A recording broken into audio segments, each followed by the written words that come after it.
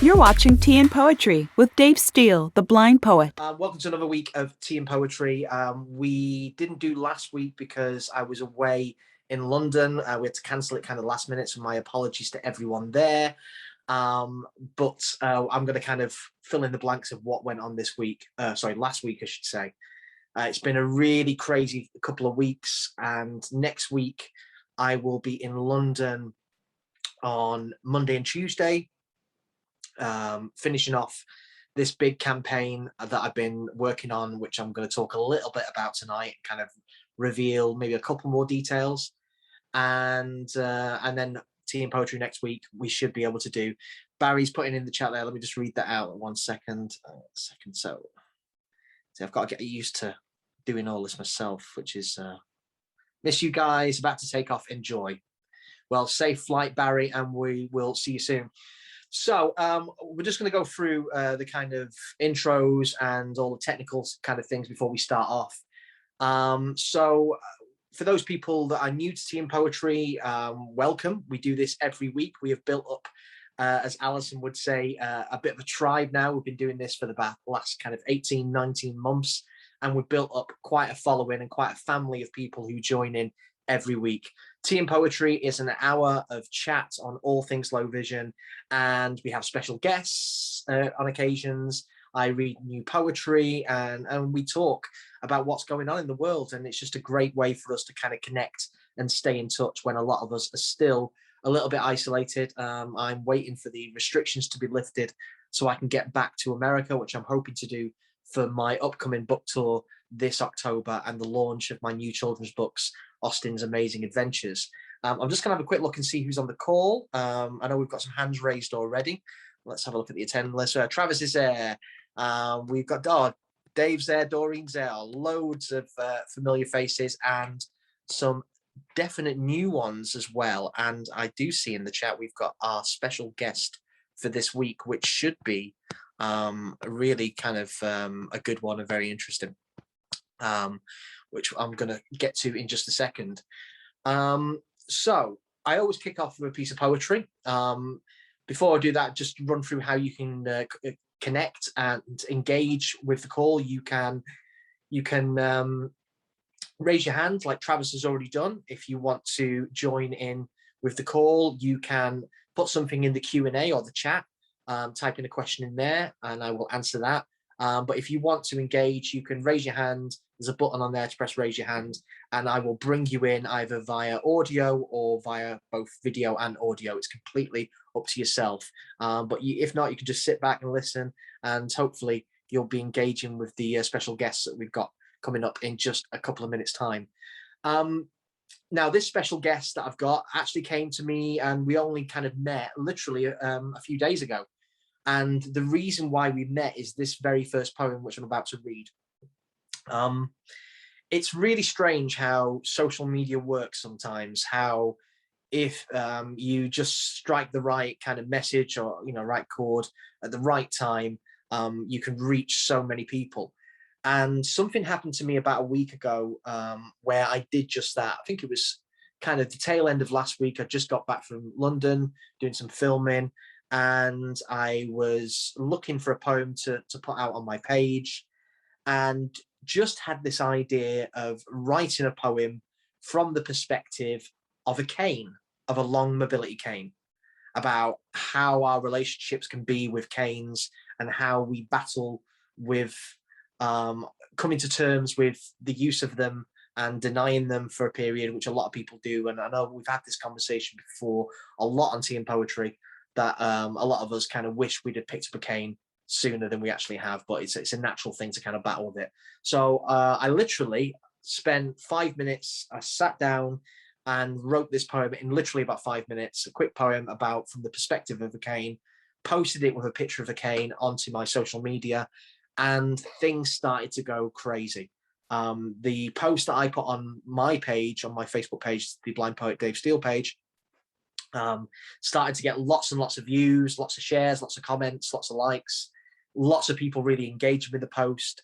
I then got a message from RNIB, the Royal National Institute for the Blind, which for those people in the States who don't know, that's the main kind of vision loss sight loss, visual impairment, blindness charity here in the UK.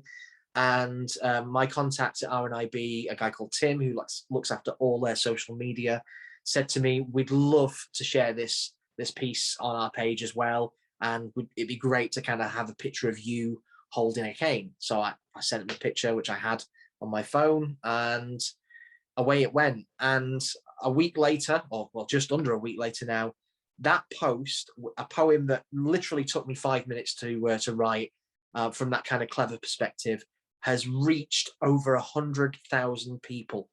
100,000, I can't saying that, it's just crazy. 100,000 views between all the kind of posts in less than a week for a poem that took me 5 minutes to write. So I want to read it for you now, for those of you that have not heard it. I think this is the first time I've actually read it actually live as in a video, because I just put it out in text. And then we're going to get to our special guest. So here we go. Here we go. Is it that you're ashamed of me, or just may be afraid? Yet my one and only purpose for your independence made. Yes, I know I draw attention and make people stop and stare, but not everyone is judging you. Lots of people simply care. I know lots of you will battle with your confidence and pride when's the right time to unfold me, or from blindness try to hide. But when we go out together and you swipe me left to right, I will give you so much freedom, no matter day or night. Maybe you don't feel you're ready, think you're not quite at that stage, yet you're staying home much more now, like a bird within the cage. Well, if this is all familiar, then you're ready with me train. Hope you'll share my words with others. Sincerely, your mobility cane. There we go. Very simple, but just a great message, and something that I think a lot of you can kind of relate to. Comments in the chat and the Q&A of what you thought of that poem. So I had lots of kind of new people following the page, and lots of people sending messages and connecting through the post on RNIB and on my page as well. And it's been great to kind of reach more people with such a simple piece of poetry. And this lady who I'm about to bring on who is going to be our guest. I'm going to keep all kind of the rest of you, Travis, I hope you'll be patient for questions at the end of this, because I want to have a chat. We've got a lady by the name of Carla, who is from the UK, and we're going to get into her kind of story and what she is, how she's connected with the low vision and blindness community. And yeah, you know, I really impactful, yeah, impactful, I think that's the right word. Impactful, yeah, I think impactful is the right word. Yeah, a really impactful kind of story, something I think a lot of people will really kind of feel and resonate with. So I'm going to bring in Carla now. Hey, hello. There she is. How you doing? Yeah, good, thank you. Coming in loud and clear. Good. You're all set then. So thank you very much for joining this week of Tea and Poetry and coming on and speaking. I know it was kind of a bit last kind of minute me asking you, and it's often the way with these things that I just kind of hear a story or connect with someone and go, I've got to get them on Tea and Poetry, because I think, you know, you'll really resonate with the people watching out there. And actually, when we kind of connected on social media, I found that we actually had loads of friends in common, and a lot of them in America as well, which is really cool. Yeah.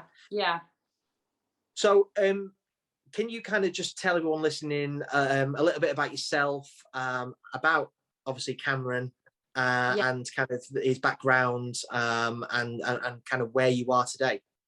Yeah. So I'm a mum of 3 children. I've got two daughters and a son, and my son is called Cameron, and he was born with a rare genetic condition called Norrie disease, which means he was born completely blind, and then he's later developed a progressive hearing loss as well. He does also have lots of additional needs, quite complex needs. Yep. He uses a wheelchair, he's non-verbal, autistic, he's tube fed as well. Mm-hmm. So yeah, it's quite complex. I'm his full-time carer because he likes to keep me nice and busy. So yeah, and obviously I found you through the power of Facebook. Lots of my mutual friends were sharing your poem, and I saw it on the RNIB Facebook page as well, and I just thought it was really great. It just sort of represented independence, and for me, I can't wait for the day that hopefully my son is able to use a cane, because to me that does represent independence, and I just think that would be so fantastic for him. So with regards to Cameron, though, obviously, he's been blind from birth, and he's, started to progressively lose his hearing.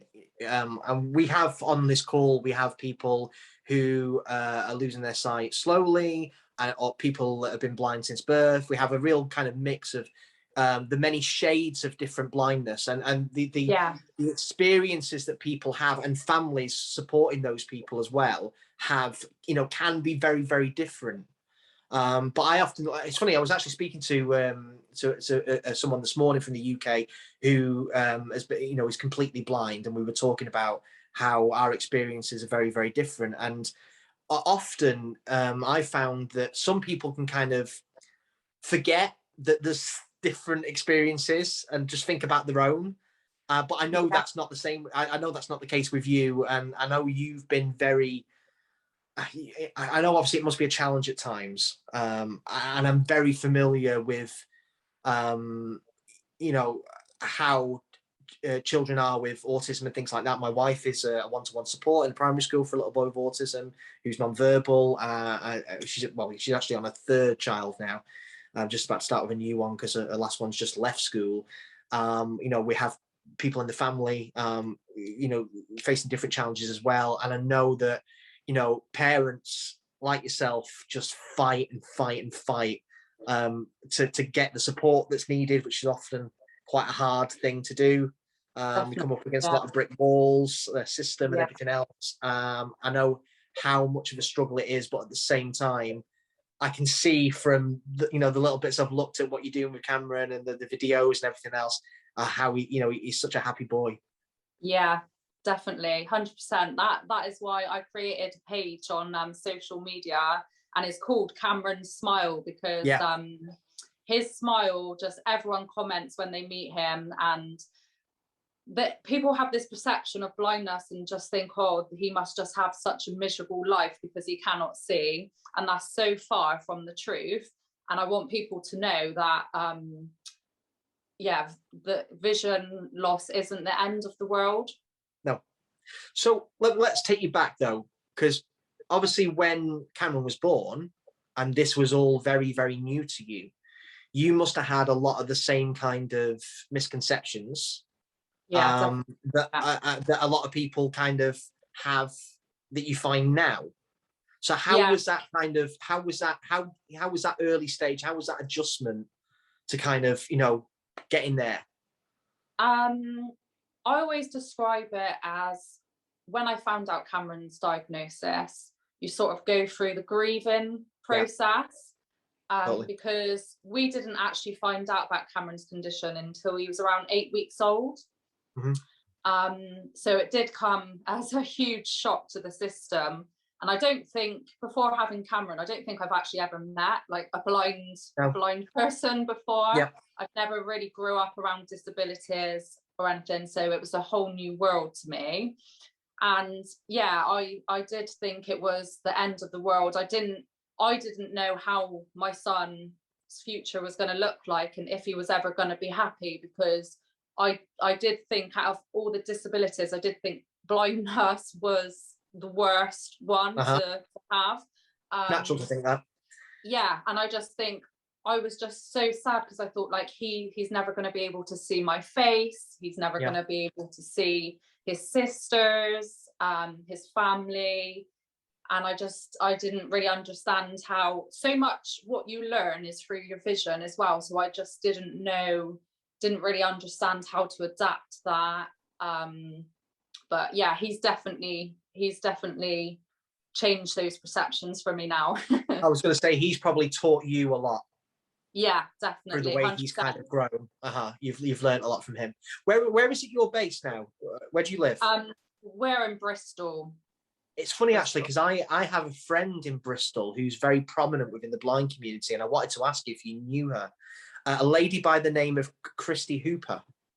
Yes, yeah. Yeah. Because I didn't see Christy if it was on your Facebook, but I know Christy and Lily Grace, who Yes. I've been, because for those people who are listening in who don't know, I connected with Lily Grace. They run a charity called Project Brailler down in Bristol in the southwest of England, and I connected with her, God, about 5-6 years ago now. Lily Grace just had a birthday the other day, and we connected through Facebook, very similar to the way we've just connected through my poetry. And once again, she's a mum who kind of battles and fights to get everything in place for her child. Unfortunately, you have to do. And Lily Grace, I'm sure you're aware of this, I was actually excluded from her school for using her cane. Yeah. Because they told her it was a tripping hazard for other children. And it was crazy seeing what Christy went through at that time. She did a lot. She was on the news and everything. The press picked up on it. But behind kind of the support she got on social media and the press, kind of taking an interest, there was actually a really kind of difficult response that she got. She got totally. The response she was getting from other parents from that school was really negative. A lot of them were seeing it as she was kicking up a fuss for the school and putting the school in a bad light when she was just kind of fighting for her child. And eventually, it worked out that she actually left the school. It was too much, a fight, and she ended up at a school where she's much happier now and got the right support and everything else. But these things are quite common. And I'm sure you've kind of had experiences of things like that yourself. Yeah, it's terrible. I mean, it's slightly different, but Cameron uses a wheelchair when we're out and about. And we went to a theme park, actually, and they were trying to measure him. So they were trying to get him to stand up. He can physically weight bear, but he struggles. So they were trying to get him to stand up and measure him. So I was trying to explain that that's too difficult and you're going to have to adapt it and try and measure him while seated in the wheelchair. Sure. Because I understand safety measures are put in place for a reason, and I'm not saying that Cameron should get special treatment, but you need to make reasonable adjustments. Absolutely. And we were treated so poorly that day. I ended up going to the newspapers because it's about raising awareness. I don't want other families to go through some of the things that we've been through.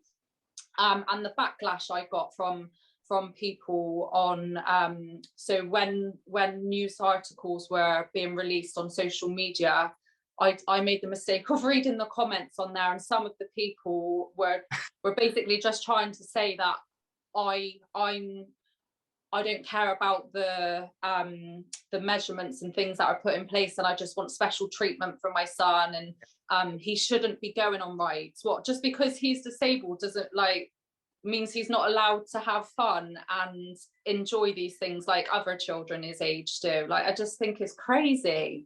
It's definitely something I've learned. When I released my first book back in 2016, I actually got, we've not had this conversation, but I've spoke about it on here before. I actually got a lot of negative kind of comments and messages from the low vision and blind community in the UK about my poetry. Because I was talking about things like anxiety and depression and isolation and the battles for independence that a lot of people tend to go through, and I would get messages and a lot of really horrible things. There was comments put on reviews on, someone went out the way to put bad reviews on my books even though they've not read them on Amazon and things like that, saying that I shouldn't talk about negative things, that it was putting the blind community in a bad light and all this kind of things. And I was like, I stuck to my guns, thank God, and was kind of saying, look, it's life is good and bad. I'm not, every poem that I write, it may deal with, talking about negative things, but there's always a positive twist in there. But an alcoholic who can't be around people drinking, certain people within the blind community, because they've been past a certain stage, can't talk about it, even though there's always other people going through that. And Yeah. you know, I'm so thankful now that I stuck to my guns and kind of, you know, believed in what I was doing, because it's kind of got me to doing what I do now, and the impact that I've made. And you know, when you talk about news stories or anything online at the moment, you know, you go into anything now, any news story, any article, and go into the comments on these on anything, and it's horrible what you find in there. You will always find, you know, find people. I mean, even that post that I put out last week on the RNIB, there was one comment on there saying, "Oh, you know, you're putting cane use into a negative light. It sounds like you're the one with the problem with it." And I'm like, no, you totally, maybe I've not made my message clear enough for you, but you know, people do battle with that, and it's highlighting that and saying that actually there's great, you know, independence in it, and but people will see what they want to see, and you can't educate that. There's always, you know, unfortunately, going to be that kind of element, but it is tough to especially when it's, you know, as you say about your child, to kind of like not engage and not bite back every comment, and that's a really tough thing to do. Yeah, definitely. I had to stop reading the comments, because I was just getting so upset, and then it did make me worry about doing things like that in the future. But if people like us don't stand up and shout about things like that, then there's never going to be a change. So I'm not going to let it stop me. So I know you've written a book. Is it just the one? Is it one book? Have you got others in the pipeline? Maybe. I did this book really quickly, actually, because it was a few months ago. I was just laid in bed, and I always have like these random ideas, and I was just like, do you know what? I'm going to write a book. Absolutely.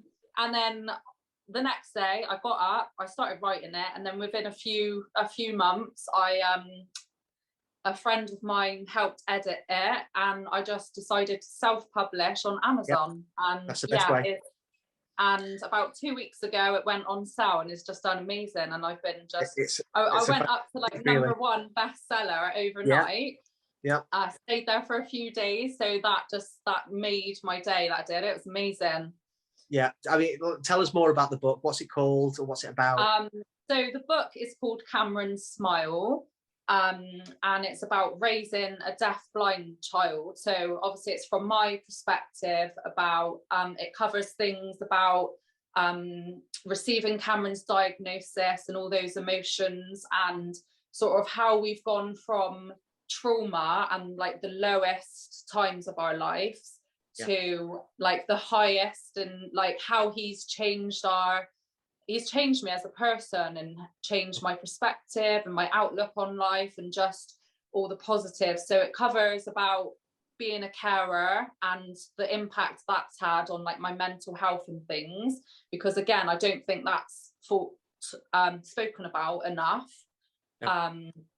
The impact of that, and the impact on the whole family, and then it covers siblings and what it's like to have a disabled sibling and the impact on their lives, and then it just talks about Cameron and his smile and his happiness and how he experiences the world, and it also covers the future and some of my worries and that sort of thing. So it's a very short book. It's not very long at all. But how many pages is it? About 100 pages. Okay. Well, to be honest, I mean, you know, it's not necessarily the length of the book, is it? It's about, you know, getting that message across, and you know, you're certainly covering an awful lot in that kind of amount of pages, and I think that it's such a valuable tool and resource for people going through the same thing. And amazing. So when was it published? It was published on the 21st of July. So wow. Okay. Yeah, not long ago at all. No, I just couldn't believe the response, to be honest, because I just sort of advertised it on Instagram. I post to like my Instagram stories quite a lot, and I had lots of what urged me to do it was my followers on Instagram. They were saying, yes, do it, write a book. I'd love to buy it. I'd love to read it, because they just love following Cameron's journey. I know there's people smiling to this. Yeah, so that just spurred me on to do it. And yeah, the response I've got, because at the beginning of this journey, what I did feel was really isolated. I didn't know anybody. At the time, actually, my sister was pregnant at the same time as me. She had a little girl born 3 days before Cameron. And at the beginning, I thought, yeah, this is great, having cousins so similar in age. But actually, after receiving Cameron's diagnosis, that was really difficult for me, because I was sort of comparing Cameron to my niece, and looking at all the milestones she was reaching. So that was really challenging, like being around babies like the same age and things. So yeah, looking back, obviously we've come so far from where we were back then. Yeah, I mean, what you're saying there with the book, it's literally mirroring my kind of experience. You know, I started my page on social media when I started writing the poetry, and you know, I started to get like people saying, "Oh, you need to put them in a book," and I can remember that feeling. And you don't know this, and the people who listening in do know this because they've followed me for quite some time. But when I the day the first book, Stand By Me RP, was released, which was February 2016, I remember it going live on Amazon. I know this is going to be familiar for you, that kind of feeling of seeing it out there and going, oh my God, I'm, you know, published author. And it went live like late at night. And then the following morning we got up and we started, you know, getting messages from people, and everyone was kind of ordering it and things like that. It was going crazy. And myself and my wife, Amy, we were on our way to a restaurant to go and celebrate the book coming out. And as we were driving to the restaurant, my phone rang, and I got a phone call from guide dogs. I'd been on the waiting list for 18 months for guide dogs, and they rang me on the way to the restaurant and said, "We found you a match." And I met my guide dog, Christopher, who's down by my side here at the moment. Literally a few days later, but that was the day the first book came out. And a week later, it was the #1 European poetry release on Amazon in both America and Australia. And then the second and the third book, Volume 2 and Volume 3, did it in its first day. And it's crazy. And just seeing how you can kind of use social media to kind of reach all these people and you know, connect and yeah. So I definitely relate to your experience, and I'm sure there'll be more, because now you know you can do it. I'm sure you can, you know, I'm sure you'll do another one, an extended version. I've already had messages asking me when my second book is out. Yeah, well, I mean, with the children's books I've got coming out in October, I literally got the idea, and I don't know how much I've told you about them. So they're called Austin's Amazing Adventures. They are like a Julia Donaldson book, so it's all kind of poetry story, a rhyming story, and it's about a young visually impaired boy and his guide dog, who's his best friend. And it's about them going to a mainstream school and all the kind of challenges and things that the kind of interactions that they'd face. And it's about breaking down those kind of social barriers and normalizing disability and showing that to these other kids that, you know, a child with low vision is just like them, and helping them be more understood. And I wrote the first 6 books in one night. I got the idea to do it after seeing an article in the Guardian with Julia Donaldson on World Book Day a couple of years ago, talking about how she felt like there needs to be more children with disabilities featured in children's stories. And I was like, that's it. And I just literally, and my son is the main character, my guide dog's the guide dog in it. And so I think that would be amazing. Like, I think that would be good just to show like Cameron's siblings. They're really keen to like raise awareness. My eldest daughter has done some awareness days in school on deaf blindness, where she's invited the charity Sense into school, and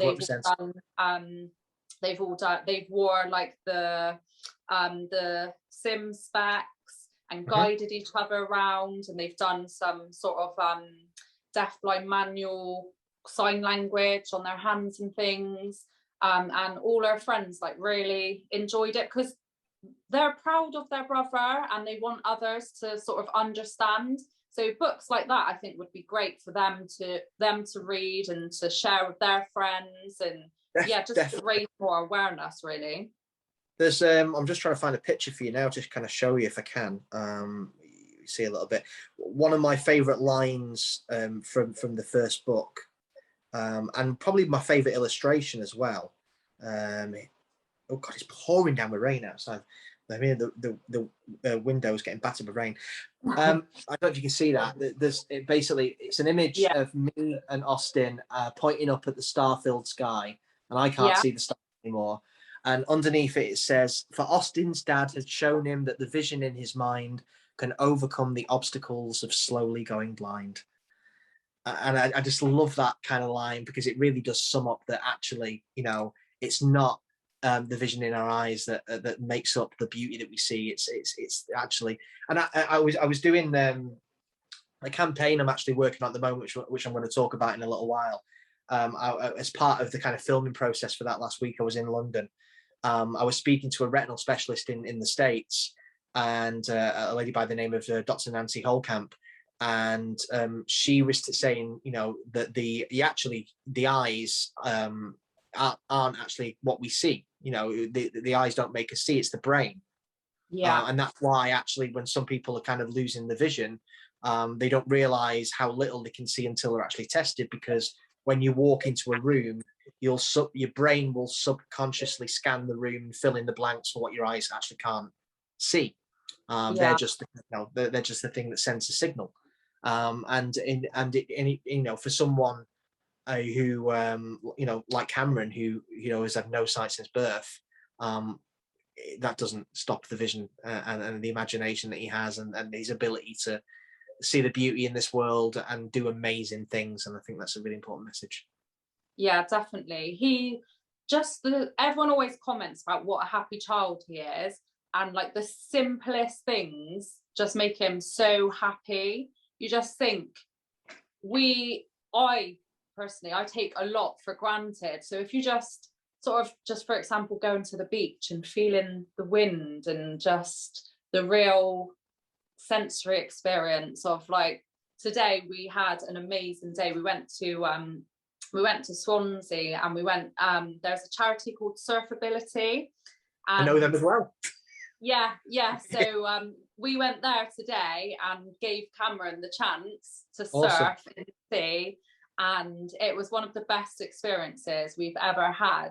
I mean, like, he's only got partial hearing, he can't see anything, and he's on a seated tandem surfboard, and he's just like crashing against the waves, and the sea splashing against his face, and it's windy, and he's just like smiling ear to ear. And I just think, I just love to know how he perceives the world, because like you said, he's never seen, so I just wonder what it's like for him. But he's so happy, enjoying something like that. It was just brilliant to watch. And I know that you'll agree with this, and it's really lovely to see, and it's something I talk about a lot in my poetry.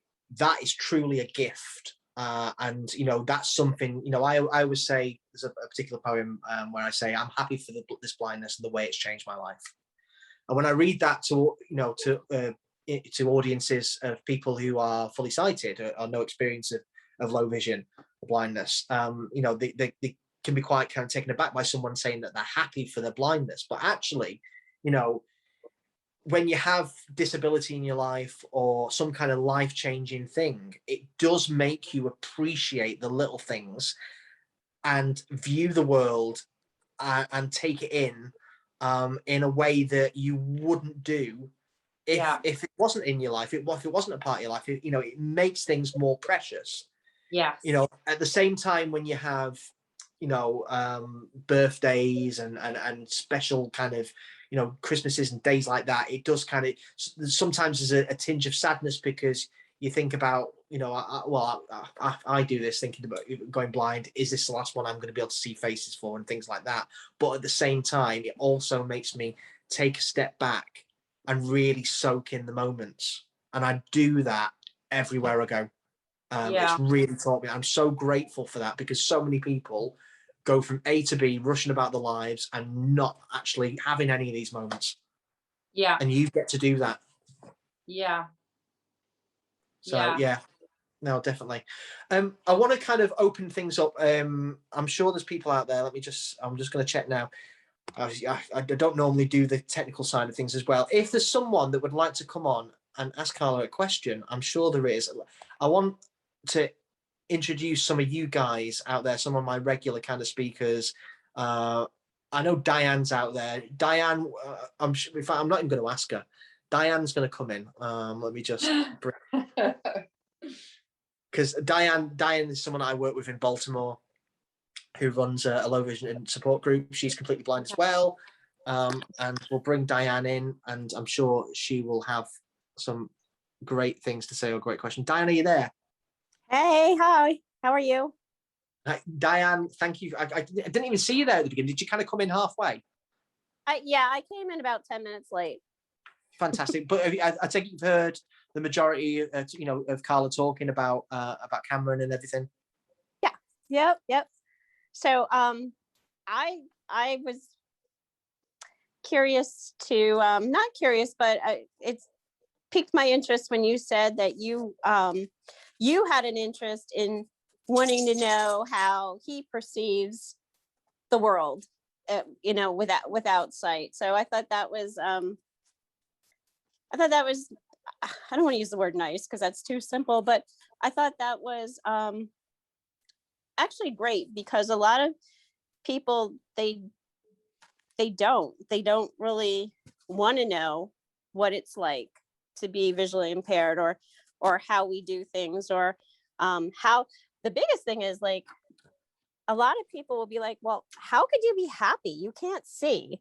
And that just drives me insane, because just because you can't see, it doesn't mean that life is quote unquote dark. Life could be, so many times there's sighted people who miss so much in life because they don't pay attention, or they're not perceptive or astute. So yeah, I think it's great that you are interested in how he sees the world. And also, like I said, I just love it that you see the brilliance despite the sight loss. And as someone, like yourself, Diane, who kind of, obviously you're still doing the support group and everything else. I don't think you've been, tell me if I'm wrong. I don't think you've been doing it recently. You've been on holiday, your vacation recently, haven't you? Have you still been running? Yep. Yes, we have. Still going. Oh, cool. Okay, good. So as I was saying, as someone who kind of, does the support group and speaks to such a variety of people in different circumstances, parents, people who affected themselves, how vital is something like the book that Carla's done? I think it's extremely important. I think it's very relevant, and I think that it definitely, I would love to share it with my support group people. Yeah, 100%. I think we'll get links and everything sorted out. I know Barry would normally be here doing that, but I said he's not here at the moment. But yeah, the reason I wanted Carla on, not just because it makes a great kind of conversation for this hour, but really kind of to get the message out there, and share more. Oh, that'd be great. Thank you. Yeah, and we might even, I know the time change is a little difficult, but if you're interested, you can even be a guest on the support group. Yeah, that would be wonderful. Yeah. Excellent. Right. We'll sort that out. Listen, Diane, I'm going to send you back. Okay. See if we can get some more people on. Thank you very much for letting me kind of spring that on you. And, all right, no problem. Fish and chips.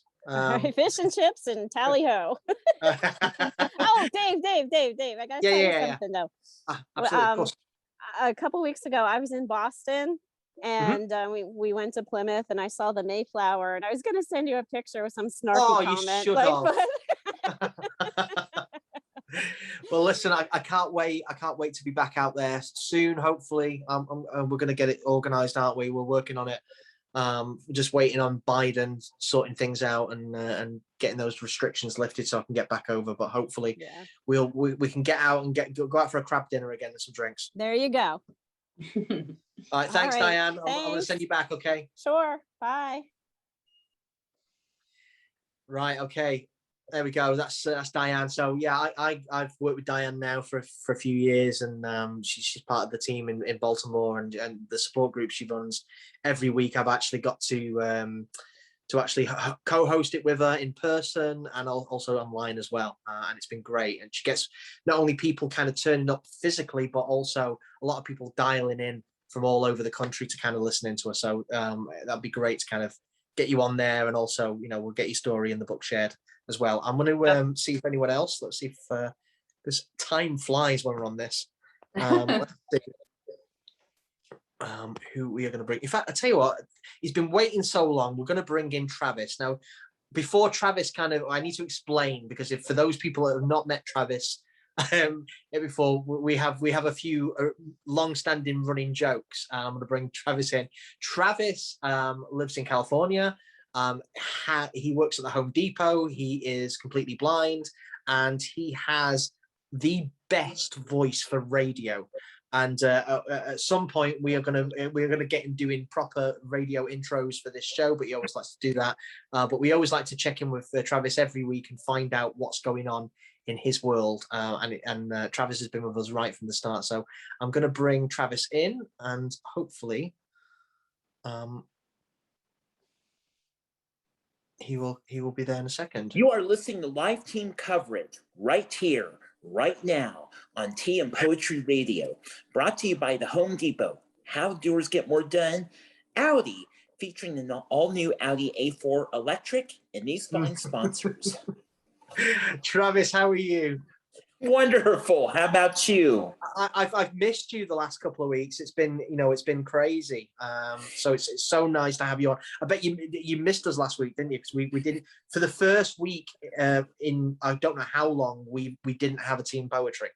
And I couldn't do it either because I had stuff going on, because we had my niece and nephew, and Barry told me that you guys were going to cancel at the last minute just because you were gone and about and everything. So yeah, I was.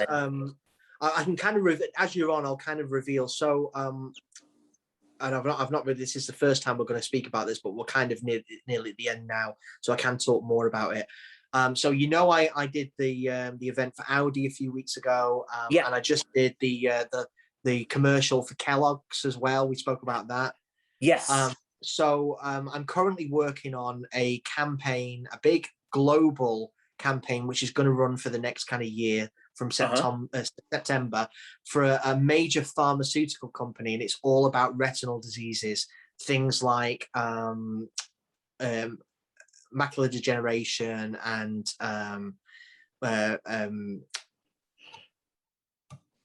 diabetic retinopathy and things like that. Okay, preventable kind of eye conditions and things that that are really kind of the main causes of sight loss in kind of the older generation.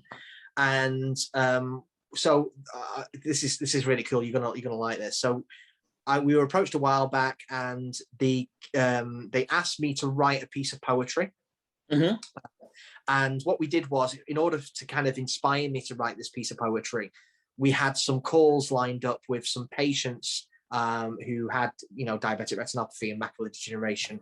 One from Thailand, one from Mexico, and we kind of talked about their stories, and then from that, those conversations, I then wrote a piece of poetry which kind of encapsulated it all. But not only that, we have got a visually impaired artist, a painter, from the UK, by the name of Rachel Gadsden, who is a very renowned artist worldwide. Has been kind of featured everywhere, and she is then going to create a piece of artwork based on my poetry. Nice. Then we also have a gentleman from India who's actually lives in Britain called Baluji, who has a visually impaired and blind orchestra called the Inner Visions Orchestra, and they're all visually impaired, blind, and they do kind of Indian music. And they have composed a piece of music based on my piece of poetry. Mm-hmm. And last week, that's where I was, why I couldn't make Team Poetry, because I was in a recording studio recording that with them. And then next week on Tuesday, I go down to London and we go into this big warehouse and we film me reading the piece of poetry with the artwork and the music all together. And then it's getting released as a big kind of global campaign from September. And I can't wait to share it with you. Nice. Yeah. So, and Baluji, the composer guy, is incredible. He's an OBE, so he's been knighted by the Queen. He's performed with Stevie Wonder. He's performed with Coldplay at the Paralympics in 2012 when the Olympics were here in London. He did the closing ceremony with them. He's done, lots of Annie Lennox and lots of amazing people. And now he's written a piece of music based on a piece of my poetry, which is really cool. Nice. Yeah, so exciting times. Can't wait to share it with you. But we're going to have, hopefully, over the next coming weeks, it'll be here first. Nice. So what's going on in your world, Travis? Well, everything's been going well with me. Just you're still working at Home Depot, and I've been house sitting in the last few days for my folks as they've been out of town. Okay, fantastic. And where have they gone to? Are they on vacation? yes, they are for their wedding anniversary, and it's a well-needed vacation. Their first night was in Rancho Mirage, which is near Palm Springs in California. Yep. And for the last 2 nights, they stayed in Tucson, Arizona, and they went to the Space Museum and have been having a really good time. That's wonderful. And tonight, and they'll be in Rancho Mirage tonight before they come home tomorrow. Awesome. Now, Travis, I know you've been listening to Carla's story and talking about Cameron, obviously being blind from birth and everything. Any of that kind of resonated with you? Is there anything you'd like to ask Carla? Or any comments? Well, I have to say, first of all, Carla, I'm really proud of what you're doing as a mom, just, helping your son out and everything. And thank you.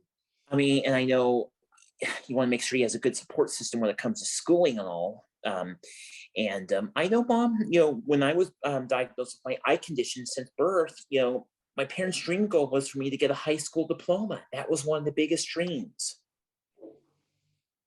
And it did happen. It did happen. And I had the good support, especially in high school.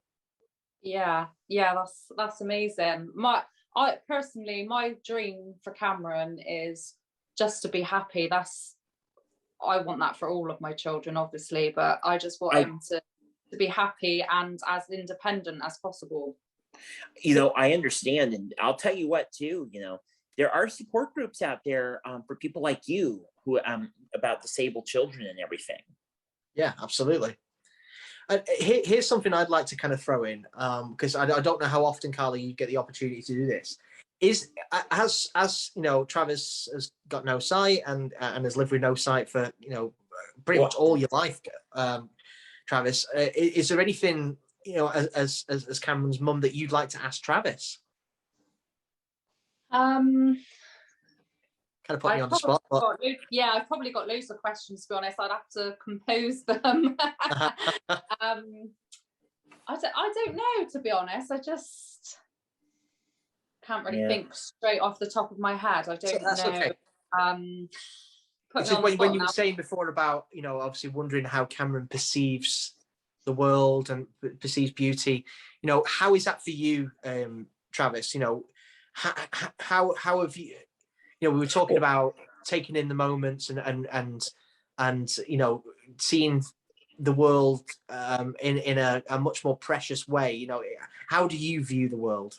Well, okay, so I do actually have light perception, and I can see colors. I'm a braille reader, and I use talking devices, but I can definitely see certain things. But when it comes to the world, some people I like a description of certain things that might be a little challenging to view. a good description from somebody is is key. Yeah. So And- okay, this looks like this looks like that. Okay, this is what she looks like, blah, blah, blah. So what would you say then, as a piece of advice, Travis, would be the one thing that, people can do to make things easier for you? Is it the description thing, or is it something else? Well, so one thing that could be easy, like if I'm on Facebook looking at, home improvement, pages or something, a lot of times photos are not very descriptive. That would be nice to see more description in the photo, so you know what's in the photo and what the project looks like, for example. Yes, it's definitely something we need more. Yep. Yeah, on Cameron's page, I try to because I know there is a feature, isn't there? Is that right? Where there's alt text, but it's a very brief description of the image may contain something. Yes. Yeah, so I try to add an extra description just to go into depth of what that picture actually contains.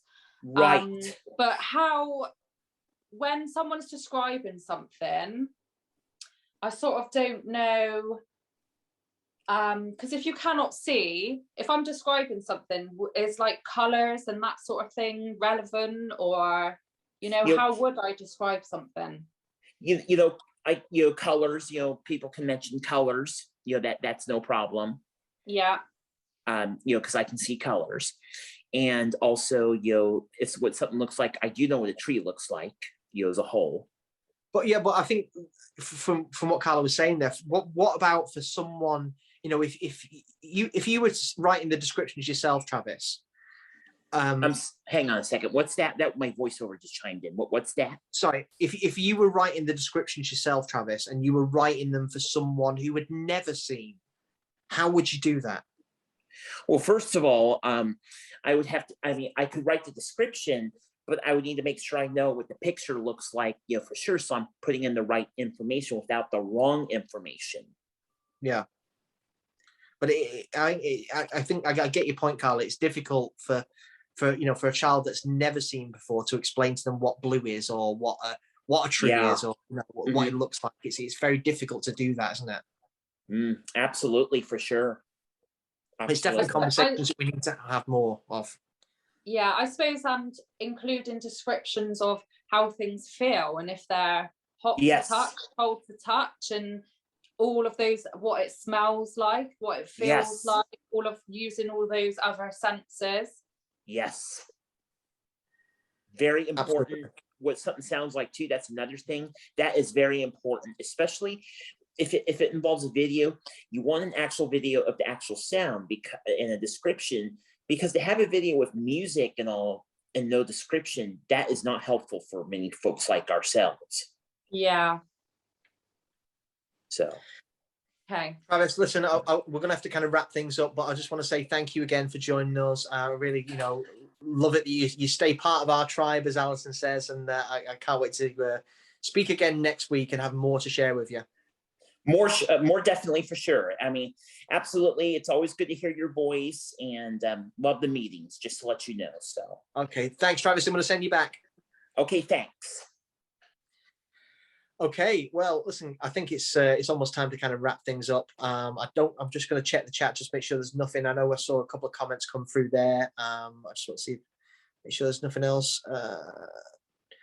Doreen saying, hi, Travis. And also you, Dave. And then saying, Carla, what an amazing mum you are. Thank you. These hours go very, very fast. I always think how we're going to kind of fill it each week, but it's amazing how kind of quick it goes. I want to say a massive thank you to Carla for coming on and speaking, and I know we're going to kind of share your links and share more of your story, and I want to connect you with more and more people, and I think I know you've done it with me. You've kind of shared posts on Instagram and things like that, and I really love it when we connect with people and we're supportive of each other, and because it's the same message that we're and the same things that we're trying to do, all but in different ways.